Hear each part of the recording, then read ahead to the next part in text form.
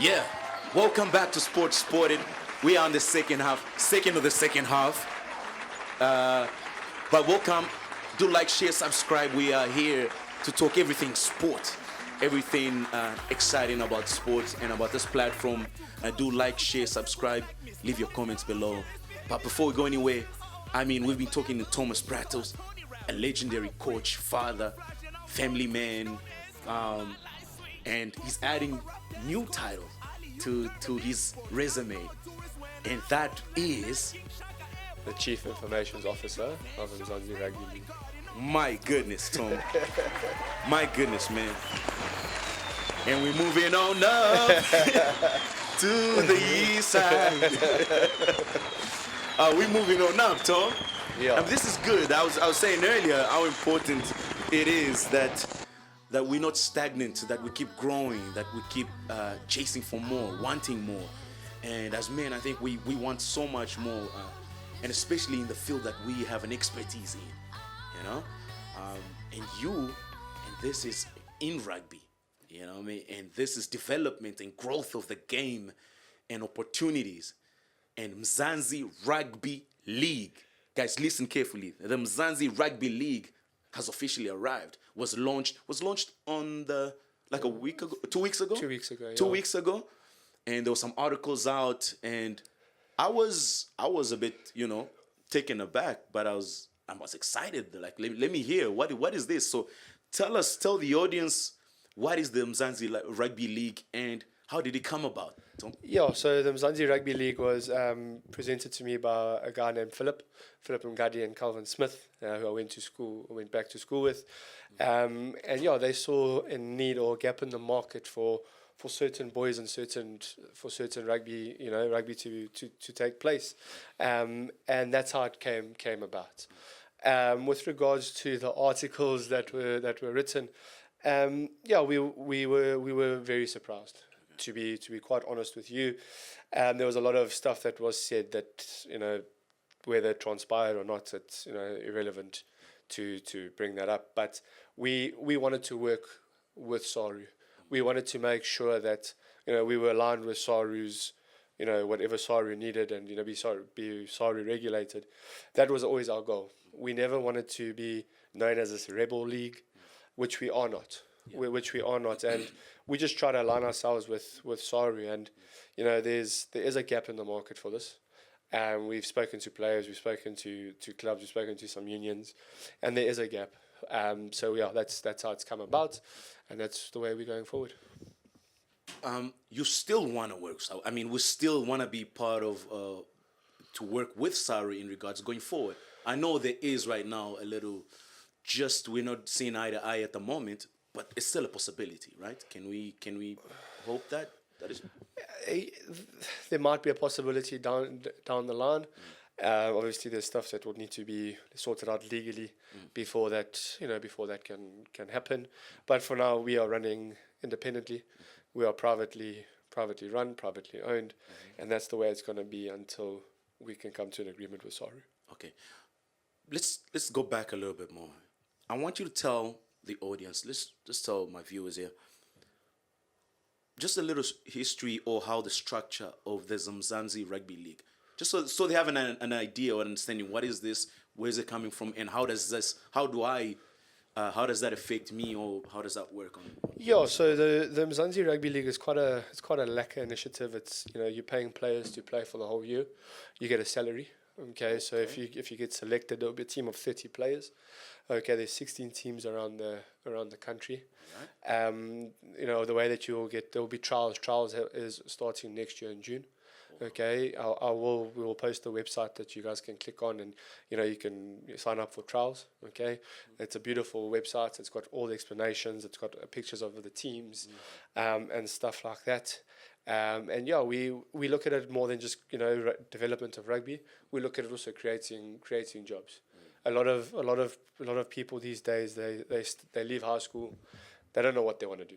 Let's be honest, and sometimes they're not quite there to go to a union, or they don't get an offer from a union, or their marks are not really up for it for university. Then you see a lot of rugby players that are talented actually give up, and that's what we're trying to do. We're trying to give these guys an opportunity to make a living, number one, and to do that by playing the sport that they love. Amazing. Great stuff, man. Now, is there a cap, an age cap or limit to the guys? As you spoke of guys coming out of high school don't get opportunities. How about the guys in the mid-20s or late 20s who still can play, who can still kind of give it in? Is there, yeah? Yeah, no, there will be. There will be a cap. We will be going through that in the next couple of weeks. Okay. Obviously, we want to be aligned with World Rugby and what their regulations are with regards to that. I'm busy speaking to one of the doctors from IRB. All right. So we're getting all that data and all that information just so that we're trying to create a safe environment and, make people feel that they're going to be okay if something were to go wrong during the rugby game. Now, Tom, it might look very controversial, obviously, on the media aspect, on the publications that came out. But we're talking about the pool of players. Let's say you're talking about 16 teams in certain cities and certain towns. Some of these players already will be in the middle of their club rugby commitment or their provincial sides. And here the conflict will come in where the offers in which, the opportunities that you're saying, like you guys are offering an opportunity and they have commitments with their unions and their clubs. How does that work, and how is that doesn't interfere with these? Because then that pretty much is some of the concerns of the higher ups. Yeah, so obviously that article Saru said if they represent the MRL, which is Mzansi Rugby League, they won't be able to represent, any Saru branded a competition, which is fine. But like I said, you're offering kids security, you're offering them, work. They're getting a salary, and sometimes, these players aren't getting paid on time. Number one, do you know what I'm saying? Let's be honest. Yeah. And life is expensive. Whether you are 30 or 19 or 20, life is expensive.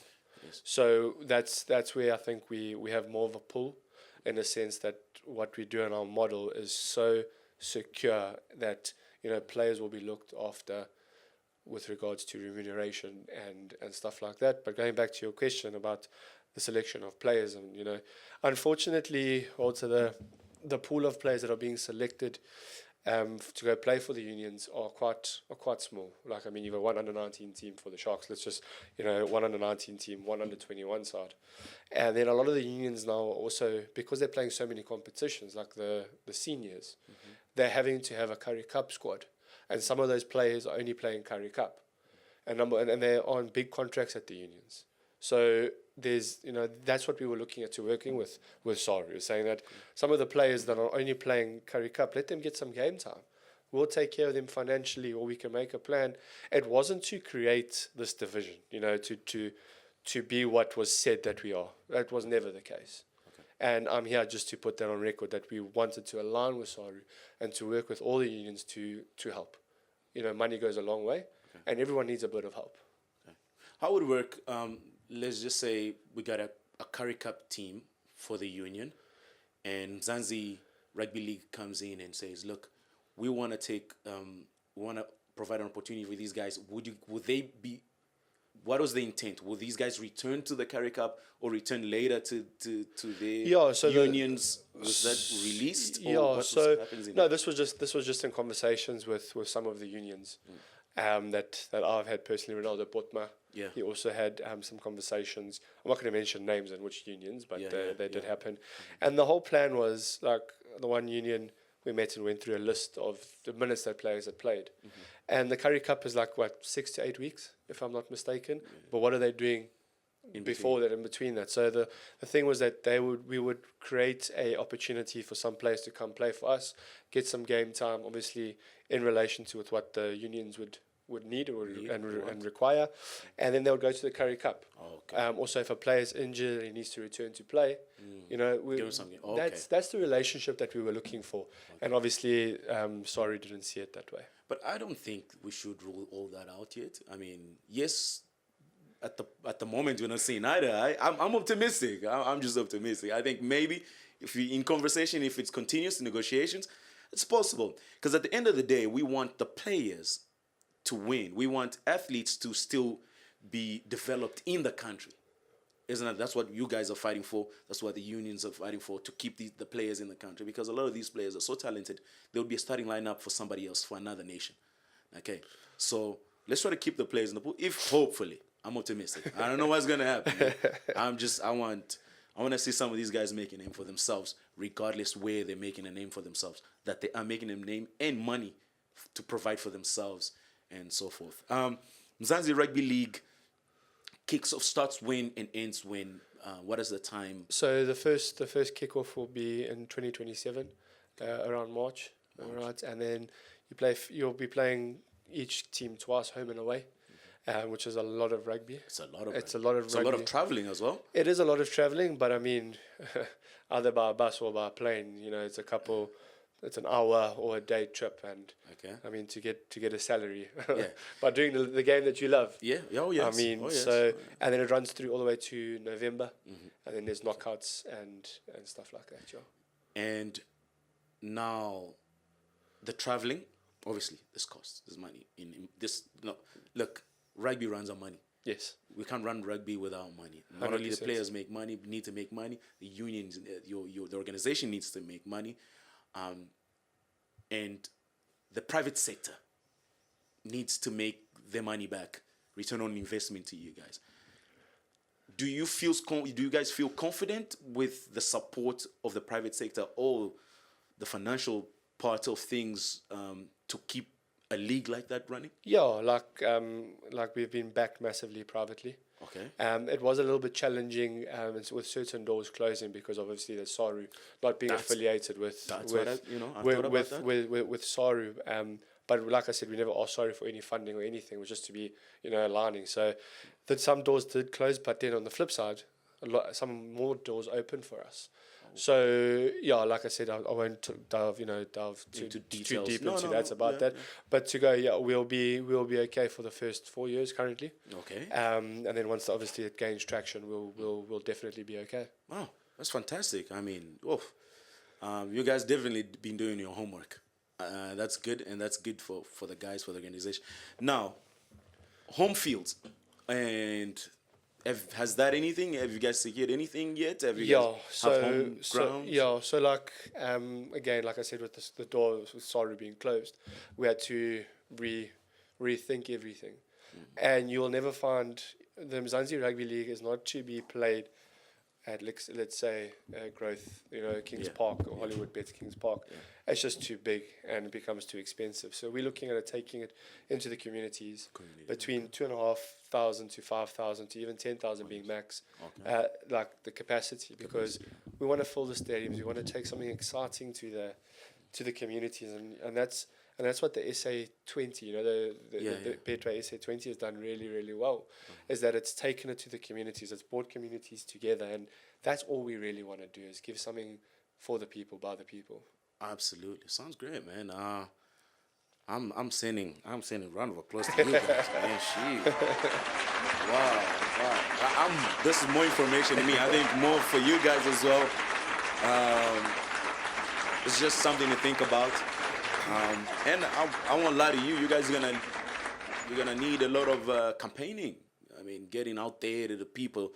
If get to the people really. Yeah, and make them fans to understand. Because I'll tell you this much about brands.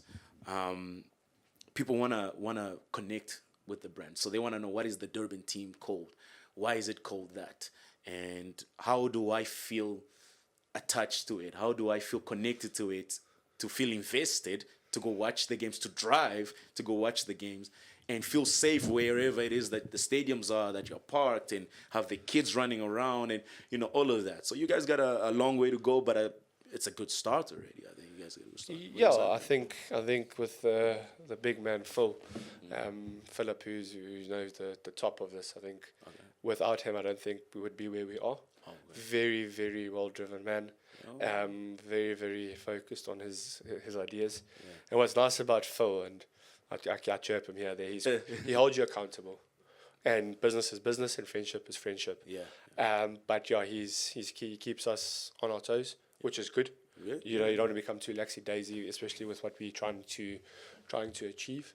But we have taken care of that, and like I said, we don't want to have an environment or that's going to be hostile. We want you to be able to bring your kids, Facts. have a couple of drinks, enjoy yourself, feel connected with the players. And I don't want to give too much away with regards to that, but I think if you see Mzansi on either Facebook or Instagram, you'll see every Friday we release a video from a player. So that's a lot of players and a lot of the older players are seeing the benefits of the Mzansi Rugby League, and I think they wouldn't be putting their names out there if they didn't see it as a benefit to the system. Yeah, the game deserves that much. The game deserves. This game has given a lot to the country, man. I mean, from the top all the way to the juniors, and soon enough, when Cruz is gonna be running around, you will understand. You'll understand what that game gives you so much, and it's only best that you serve it correctly. So that you provide the safe environment, you provide an entertaining environment, a family friendly environment, and just absolute crack of rugby, man. And if you guys can deliver that, I'm pretty sure it's gonna be a great league, and it's gonna be great for the country, great for the pool, great for the young men coming out of high school that have no clue where they're gonna go next because they weren't signed. And also competition, sometimes it is good for progress. Yeah. You need competition. You do. Maybe it's going to help the other guys pick up their game, pick up the way they're slacking. And, just shows wherever there's a weaknesses that they neglected or they didn't pay attention to, that they need to pay a little more attention. Yeah, rugby's in the South African DNA. Yeah. Why not let more people play? Yeah. Like when I was at Glenwood Prep, when I was in charge of the rugby there, this was why actually I resonate so well with the Mzansi Rugby League. Is Glenwood Prep and DPHS does it as well. We give boys from difficult backgrounds an opportunity to experience what it is to go to a lacquer primary school, a lacquer high school, play really, really good rugby, and that's why this is what the Mzansi Rugby League is for. Yeah. So opportunities, man. I'm sending you all positive energies, positive vibes. Come and watch some games. 2027, still a while to go. Long way to go. A lot of work to be done, I'm presuming. And I think this is for the audience, for the young athletes, young rugby players who want to, take the challenge on playing rugby. Now, are we talking? Is this a professional league or a semi-pro? Are we at an amateur league? Please define that for us. Yeah, so we want to, obviously, the reason we're starting in 2027 and not next year is we don't want to rush this project. We want to make sure that it's a premium project and everything is ticked. And we're looking at it to be a professional rugby league. Yeah, you're getting paid to do a job. It's a job. You're getting paid to do it, so why not make it as professional as possible? Wow. Yeah. Damn. All right. This is good. Because right now in the world, South Africa is the envy of every nation when it comes down to rugby. You can't tell me there's no one in the world who talks about rugby and says, I wish I could play like those guys. I wish I could play there with these guys just to understand, just to be part of it. You watch it from high school. Look at the rivalries and you even see in the primary school level rivalries to professional, to all the way to the box. And now, varsity cup included, club rugby, and now provincial rugby, and now Mzansi Rugby League. It will be exciting to see. I'll keep an eye out on that. And Tom is going to keep coming back and reporting to us. Let the audience know what's going on. Yeah, how is that happening?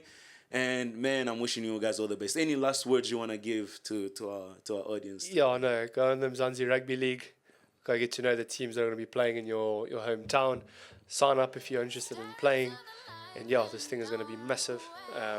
Just keep looking out for what we've got planned. Yeah, boy, yeah. Let's go. Tom, thank you so much. Thank you so much for coming through. We really appreciate your presence. I really wanted to have this conversation. I really wanted to know more about this. I think the nation would like to know more. The athletes would love to know more. And it's nothing but a pleasure to have you here. You're always welcome to come back. And yeah, we'll keep talking rugby, talking sports, everything that we love. Don't forget to like, share, subscribe, and keep us in touch. Leave your comments below. If you have an opinion or have questions for Tom, and you have questions for anything that he spoke about the Mzansi Rugby League, hit us up and we'll share with Tom, and Tom will respond directly to you guys. So thank you guys. Thank you, Tom, for coming through. And we'll see you guys on the next episode. It's your Beasta. Shout out one more time. Yes, boy. Thank you guys, and I'll see you guys on the next episode. Shout out, man.